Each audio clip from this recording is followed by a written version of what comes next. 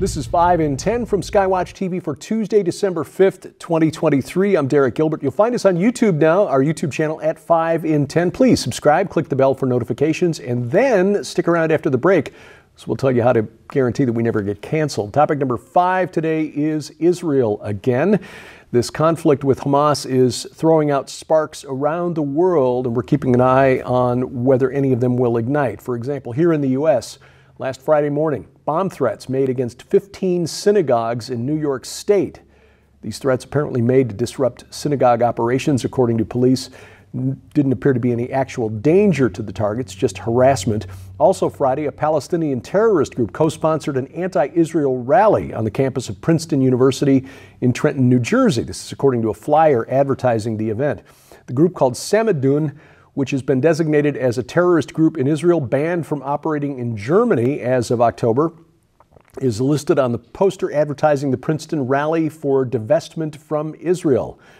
Although Samadun has been banned by PayPal and other payment platforms due to its terrorist connections, the group has organized and promoted dozens of anti-Israel rallies around the world following Hamas's terror attacks in southern Israel on October 7th. And here's another interesting question, not immediately obvious in the wake of the attacks. Did Hamas make bank on the terror attacks of October 7th? I ask this because of a new study by Professor Robert Jackson Jr. of New York University and Professor Joshua Mitz of Columbia University. They found that many Israeli ETFs, electronically traded funds, and stocks were sold relatively unusually in the days before October 7th. According to the study, such sales are a significant indication that certain holders of Israeli assets knew about the attacks on October 7th and divested themselves of the stocks in advance, suggesting that they may have been Hamas operatives. This also suggests a way for intelligence analysts to predict an imminent terror attack. Frankly, this shouldn't have been a surprise to Mossad and Shin Bet analysts.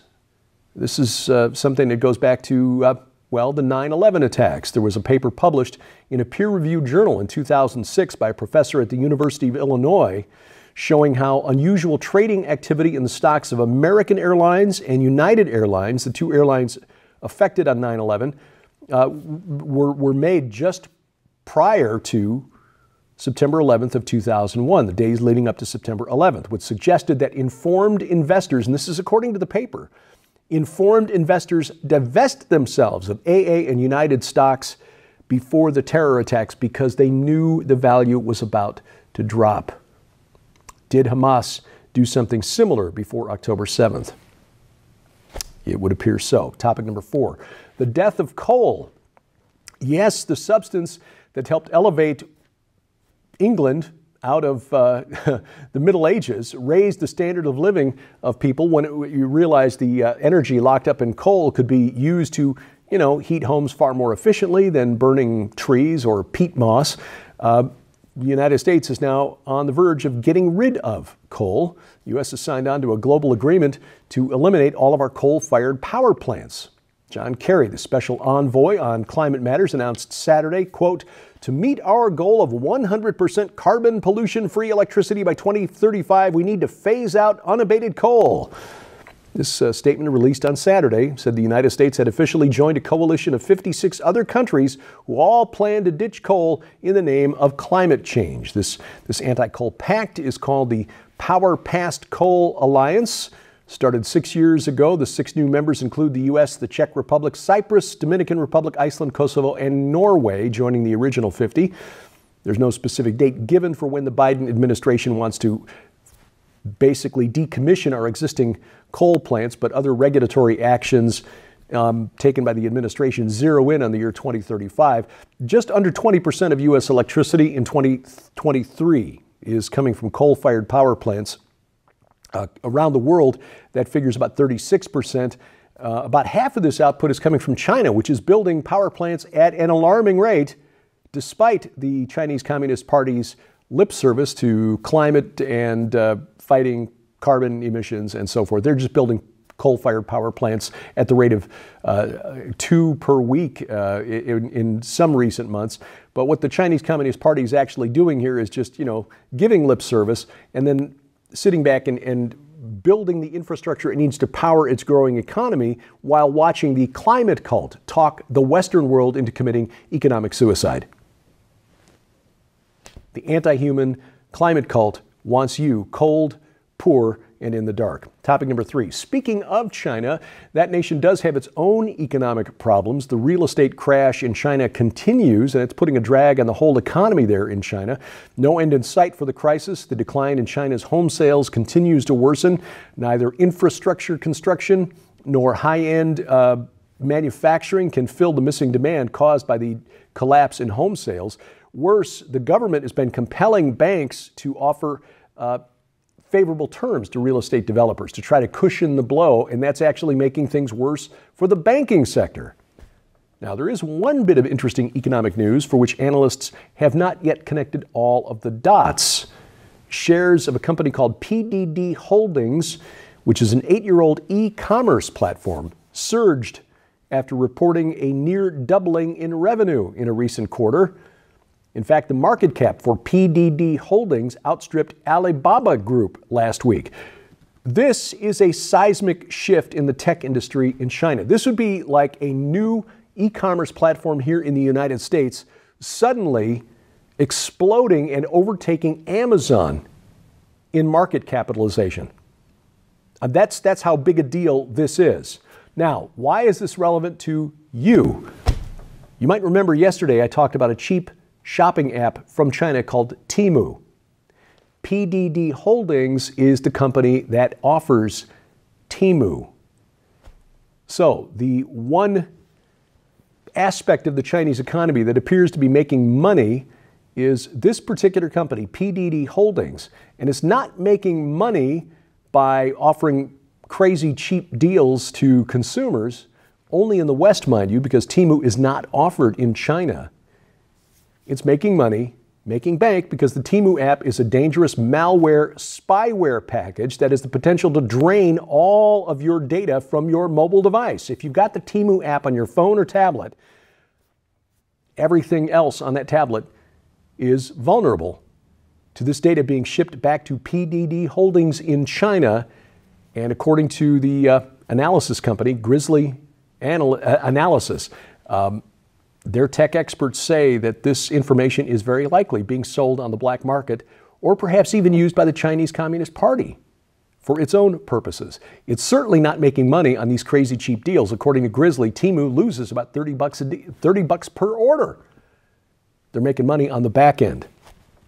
And in other words, to put it this way, the one bright spot in China's economy right now is powered by an app that spies on consumers in the US, Canada, the UK, and Europe. Topic number 2, surprise, surprise, surprise. If you're old like me, you remember that from Gomer Pyle, USMC. Videotapes of witness interviews conducted by the Democrat-led House Select Committee on the January 6th attack have disappeared. Shock. This is my shocked face. Representative Barry Loudermilk of Georgia, Republican, who chairs the House Administration Oversight Committee, currently investigating the security lapses around the January 6th riots, is questioning the disappearance of the video evidence. Loudermilk said in an interview last Thursday, I wrote a letter to Benny Thompson, the Democratic congressman who chaired the January 6th commission, asking for them, and he confirmed they did not preserve those tapes. He didn't feel that they had to, except that according to House rules, they did have to. They just chose not to. Not only does this affect an analysis of the security lapses around January 6th, it may affect criminal proceedings taking place in federal court in Washington and state court in Georgia, where former President Donald Trump and his associates are accused of crimes and connected to those events. Yeah, it's, again, shocking, isn't it? No, not if you're paying attention. Anyway, coming up, Tyrannosaurus Rex. Yeah, activism hits the museums. That's next on 5 and 10. We want to make sure that you're aware of the largest giveaway of the year in the We Are Legion Grand Collection. When you order the We Are Legion Grand Collection from SkywatchTVStore.com, you'll receive We Are Legion for We Are Many, Dominions, Cosmo Craters, and Washington, D.C. Unmasking the Ancient Riddle of the Hebrew Year 5785 and the Eminent Destiny of America by best-selling author Dr. Thomas Horn.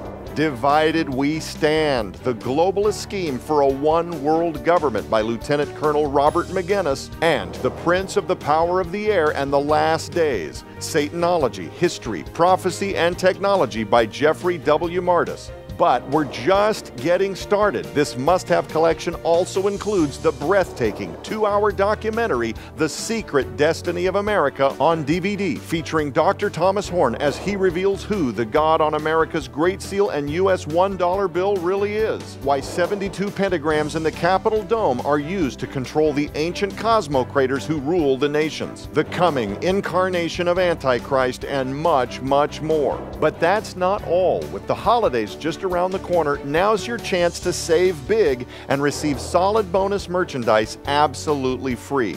Because also included in the We Are Legion Grand Collection are any number of brand new, super quality, overstock gift books, DVDs, or audio sets to add to your library or to give away as gifts this coming holiday season. Sold separately, these items hold a retail value of nearly $150. Yours now for your donation of only $35 plus shipping and handling, so act quickly. You can scan the QR code on your screen using the camera app on your phone for instant access to this special opportunity. This is the largest giveaway of the year, just in time for the holiday gift-giving season, and is available only while supplies last, so don't delay.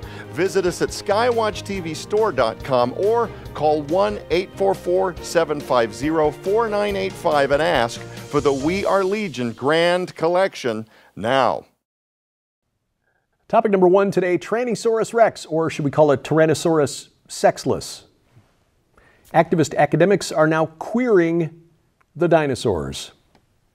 Chicago's Field Museum, where the T-Rex named Sue, and by the way, when you spell Sue, they demand that you spell it in all capital letters for some unknown reason. It's Sue, not Sue. It's, apparently shouted.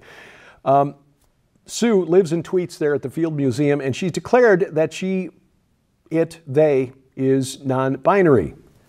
Now, this has been done by the curators of the Field Museum on the spurious grounds that it's very difficult to determine the sex of old dinosaur specimens. In fact, it's not even known for sure that they had external genitalia. So since we don't know whether Sue is a boy or a girl, the curators have determined now that she is non-binary. In fact, you can't say she anymore. She goes by they, them. Look, this is a pet peeve of mine. They, them are plural pronouns. You cannot apply, if you want to go by it, that's fine, but they, them, that's plural. Unless you got more than one entity occupying your head, you are not a they, and neither is Sue. Sue! The curators have decided, because they can't tell what it is non-binary.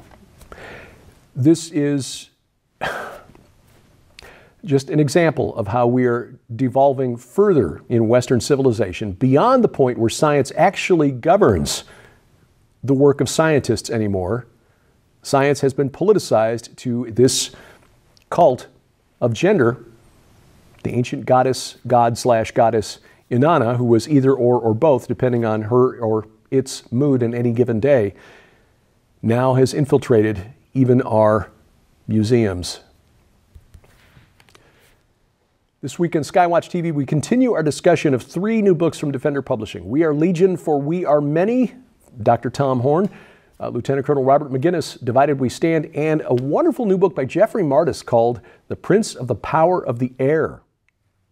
Yes, it's an analysis of Satan. Is it possible that weather phenomena are related to Satan? Well, since Jesus identified the storm god of the Canaanites and the Greeks and the Romans, Baal, Zeus, Jupiter, as Satan, that's not crazy. Don't miss this conversation. This series of programs, the last to feature Dr. Tom Horn. Sharon and I honored to sit on the panel for these discussions, not knowing these would be the last ones recorded with Tom. You'll find our broadcast at the website right now, skywatchtv.com, also available at our Roku and Apple TV channels. If you watch over the air on one of our partner networks, you can find the broadcast schedule at skywatchtv.com/channels. You can also watch it at our new YouTube channel for the main program at Skywatch TV Now.